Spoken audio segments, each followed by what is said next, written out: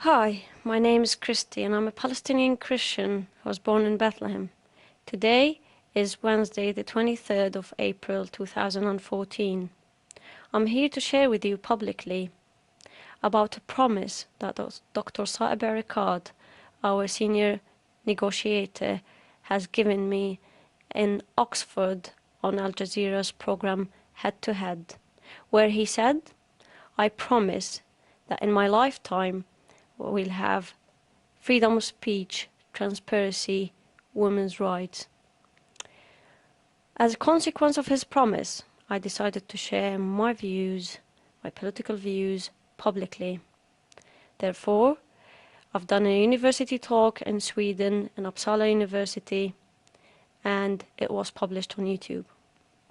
After doing that, I believe that my family has been going through lots of pressure at the moment, and intimidation and threats. I don't know by whom, but I'd like to ask you, Dr. Saeb. I believe that you're a man of honor, and I believe that you will keep your word and protect my family members in their homeland. Thank you. Okay, let's take I want a lady from the audience, please. Lady in the third row. I'm a Palestinian myself, and I want to ask you a very personal question. As a Palestinian who experienced the Israeli soldiers occupying my house, I lost a friend, and my house has been affected seriously now by the wall. I can understand how hard it is for you as a Palestinian negotiator, and your position must be very hard. But my question, are you able to negotiate without allowing your feelings and emotions to impact your judgment in taking decisions? You touch my heart. You know, it's... Look, everything I do doesn't paramount to one night some of my colleagues spend in Israeli jails. There are some classmates of mine who have been in jail for 26 years. There have been some classmates of mine who their parents took to the cemeteries. I negotiate in pain, in frustration, in tears sometimes, but I really believe that negotiating in pain and frustration for 5 years is cheaper than exchanging bullets for 5 minutes. We are a people of peace. We're bringing Palestine back to the map, and Palestine will harm no one. Palestine had stood historically as a bridge between civilization, between religion, and there is no meaning for a Palestine to come back on the map without it being democracy, human rights, You believe that will happen in your lifetime? transparency, the rule of law, and women's rights. You believe a free and that's my Palestinian promise state to in your you. lifetime? You look like one of my daughters, all right? And that's my promise to you and to my grandchildren, that Palestine will be a country of accountability, transparency, women's rights, human rights, and I will believe this will happen in my lifetime. Now, the second intifada started. Because of the location of my house, it was just in front of a holy place for the Jews. So my people, Palestinians, started attacking that holy place for the Jews day and night. During the daytime, they used to throw rocks and some bombs. During the nighttime, they used to shoot, knowing that there were Palestinian civilians living in that area as well. What we've noticed during that period of time is that there were children throwing rocks and fighting, as well as adults. So we had children being used as fighters. These poor children has been brainwashed into the mentality that fighting for your country is an honor to die. It was really sad to see them killed in front of you and shot, dead. They used to fight, believing that they'll have some honor. And what used to happen is that their families used to get benefits afterwards. And, for example, Saddam Hussein, the ex-Prime Minister of Iraq, he used to give $10,000 for a family who has a martyr, and $20,000 for a family who has a suicide bomber. It was a tragic thing. And recently, my government, the Palestinian Authority, has given $74 million to the families of martyrs. Isn't that perpetuating violence?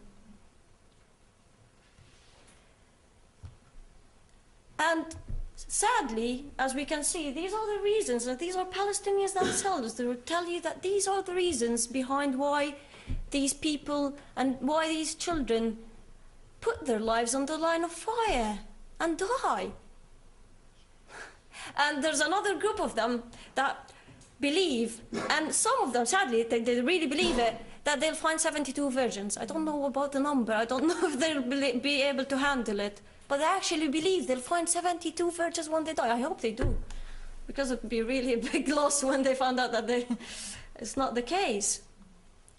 The end result is Israeli soldiers shooting these children. My government, the Palestinian government authority, was supposed to protect them according to Oslo Accords, protect these children, these people from attacking, and maintain public order, which is not there. And many of them get into Israeli jails. They get mistreated, they get beaten. And bearing in mind that these Israeli soldiers, some of them are 18 and 19 years old soldiers. So it's an accident waiting to happen. Putting these teenagers fighting against each other. Anyway, things kept getting worse in that intifada. And sadly, I lost a friend who was dear to me. She was 11 years old, and we spent 2 years as friends, and she was shot dead by the Israeli soldiers by mistake. She was in the wrong place, wrong time, and wrong car. There was a group of soldiers waiting for a car for wanted people, and her family car was in front of the car of the wanted people, and it was identical, even the color. And the Israeli soldiers got confused, and they shot both cars, and they killed her. This story, as a Christian, she was a Christian, this story has been told by the church and by my people to the whole world. But at the same intifada, I had an uncle, a wealthy Christian uncle who used to pay al-jizya. Al-jizya basically is protection money. So if you're a non-Muslim, you're a Jew or a Christian, you have to pay a protection money to keep you in the regime, protected. That was the role of this money. My uncle was one of these Christians in Bethlehem community who had to pay this money. But sadly, after a while, him and other Christians started seeing these people who called themselves freedom fighters. I call them mafia. They used to stand next to Christian houses, shoot and launch rockets at Israel, and run so that the response would come mainly upon Christian houses. So what my uncle done was to decide to stop giving them money. They accused him for being a traitor. They put him in jail. They had no evidence against him. They had to let him out of jail. But after a few days, they shot him in his heart in front of his house and killed him. Palestinians killing other Palestinians. What a jungle. Another wealthy Christian man who used to pay the money at the funeral of my uncle stood and said a few angry words against them.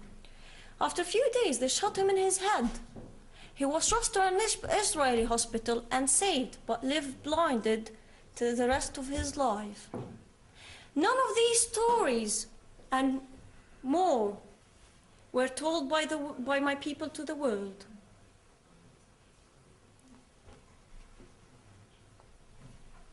At the Intifada, the number of Christianity started decreasing big time, sadly.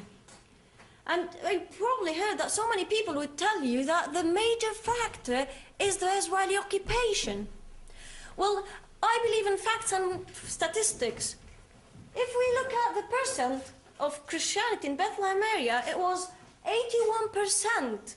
And after the Israeli occupation, it got into 85%. It actually increased. It decreased after the two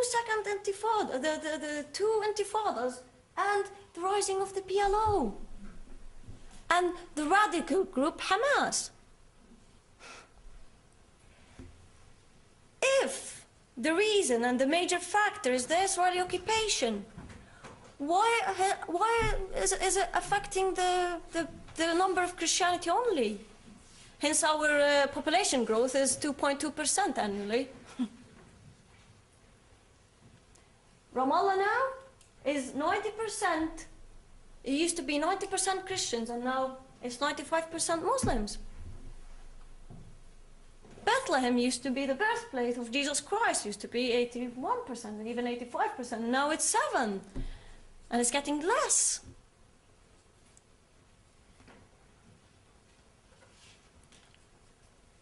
Things kept getting worse through that intifada. And a series of suicide attacks, deadly suicide attacks, were done by my people, sadly, against Israel civilians, and even killed Palestinians. These people used to put bombs on themselves and kill themselves and others. It was horrible. And what happened afterwards is that on the year of 2002, and it was Yom Kippur, it was the Passover in one of Netanyah's hotel, a suicide bomb happened, a suicide attack happened, and it killed so many Jews. I don't remember the number. And after that, Israel decided to put the wall. I was young at that time, and all I remember was going to school and coming back, and one day, finding the wall surrounding my house from three sides, making it the only unique house in West Bank and Gaza with that particular situation.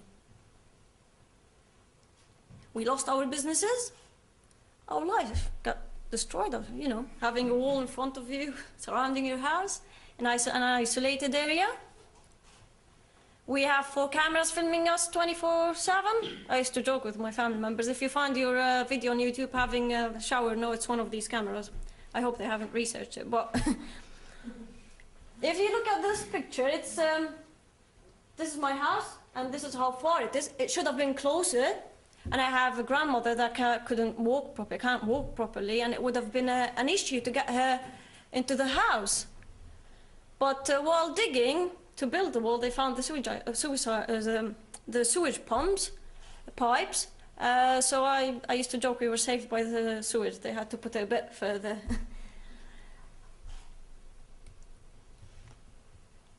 This is the view from my house.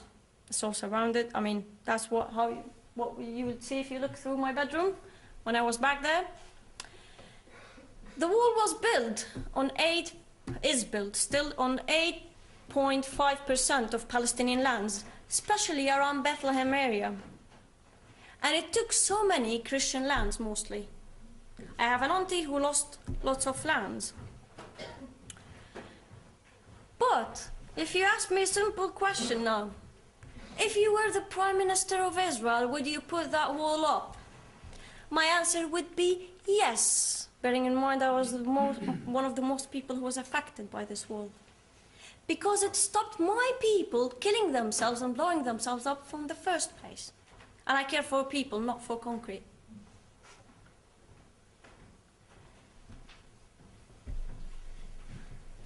Afterwards, the second intifada ended, and I decided to study law. I was a law student back home, and I was studying about international law, freedom of speech, human rights, yet at the same time I was learning about our legal system, which is a very interesting combination. It's mostly based on what we call al-urf. And al-urf is a combination of Sharia and tribal law. And the tribal law we have is based on what we call the Bedouin culture.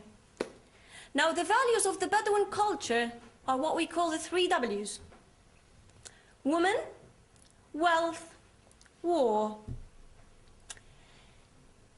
When I learned this information, I stopped and I said, I want to take a step back and look at the bigger picture as an Arab. Sadly, my people, and I'm devastated to say that, if you look at the regime now and take the word woman, men can get married to up to 4 women there. Wealth, I have a corrupt government having the financial benefit out of the situation. They're loaded with money, and my people are suffering. After learning the amount of money we've been given, I should be rich. Each Palestinian should be rich. Well, war, if we don't have an enemy to fight against, like Israel-Palestine conflict, in 2006 in Gaza, Fatah and Hamas fought against each other and killed each other. We'd fight against each other. Palestinians killing Palestinians. Tunisia, Algeria, Libya, Iraq, Lebanon, Syria, Egypt. My people have taken these values and expanded them and built on them.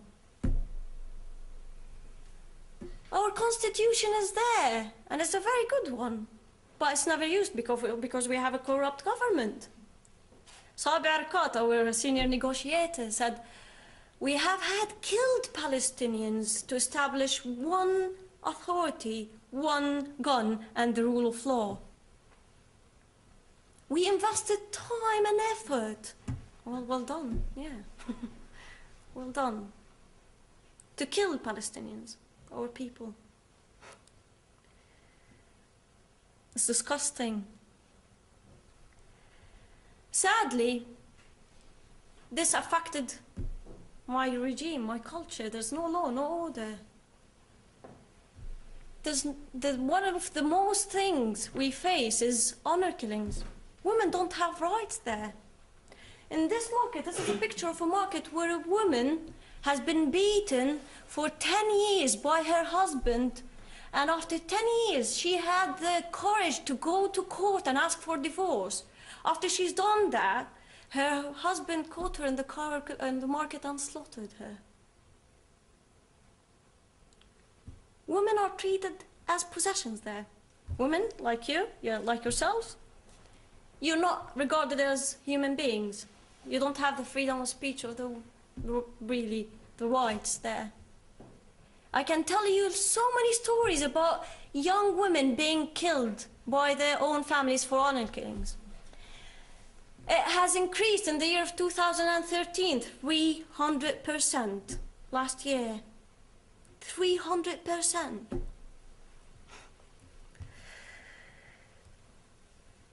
They get sexually harassed walking in the streets. I used to get sexually harassed going to university. Used to get to university and then turn around feeling disgusted, like almost walking in a zoo between animals. Sometimes I get home, sitting in a minibus, having people touching me. These are the rights that we have as women there. The other problem that we face is theft of lands. So the wall has taken so much lands around Bethlehem area especially. But Palestinians are stealing other Palestinians' lands, especially Christian lands. I have 4 uncles who lost half of their lands by people from Hebron.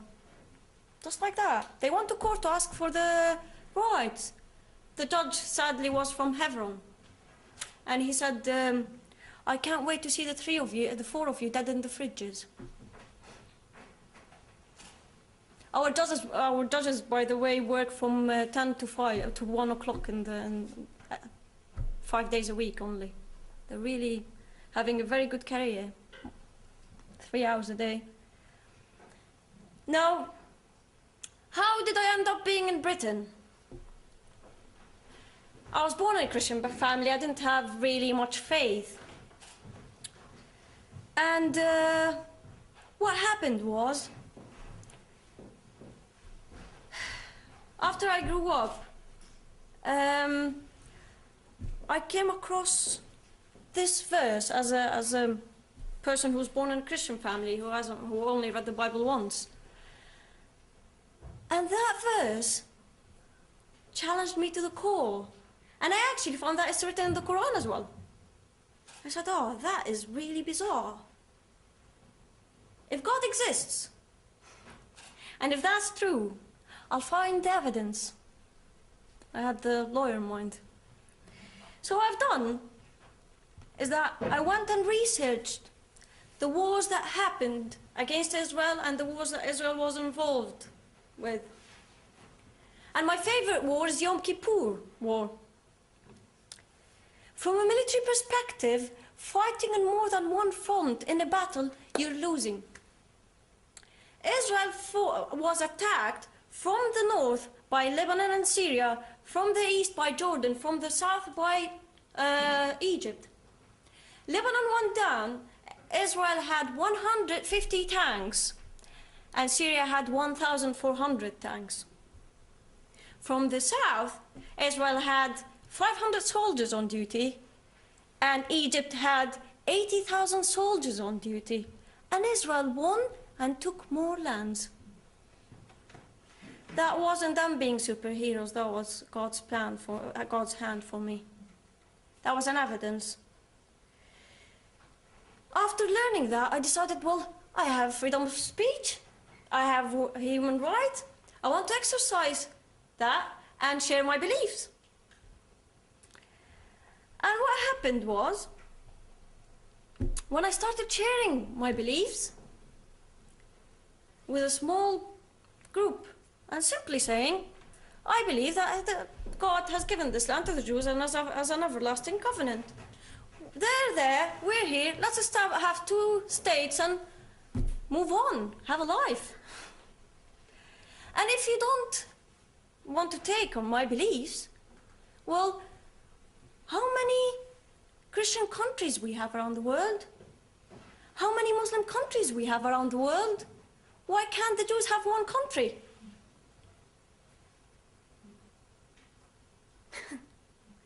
A very simple take. After I had the first gathering with my people around your age, after 24 hours, I had a phone call by one of my family members, and he asked to meet me. And the first thing he said when he met me was, I have a bullet. I have a gun. It's only a bullet. I'll put it in your head and end your life. You're playing with big fire here. You're gonna burn your family first before you burn yourself, and I was sent to stop you.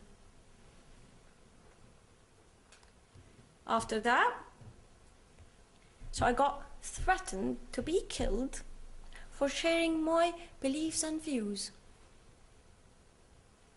Well, Israel doesn't kill us or threaten us for sharing our views. Palestinians do. I was shocked, I was furious, I was angry. And then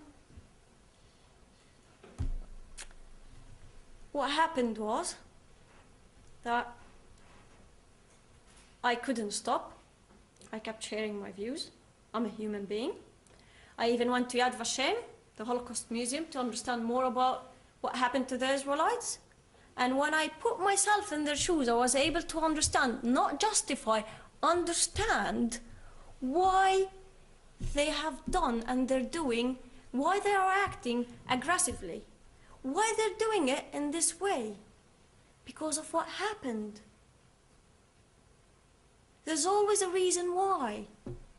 And again, not justifying it, but they are being overprotective. Why? you suddenly understand why.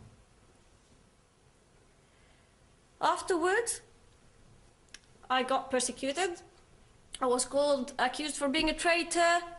It became dangerous for me to stay there. And I had to leave my country, and I went to Britain, and I was granted political asylum in 3 days because the case was an open and shut case. And this is my story. Thank you so much. Now, after you watched both of the videos and you've seen my point of view on the current situation of the Palestinian territory, I think you'd be interested to know that I've been threatened to be killed here in England. Thank you.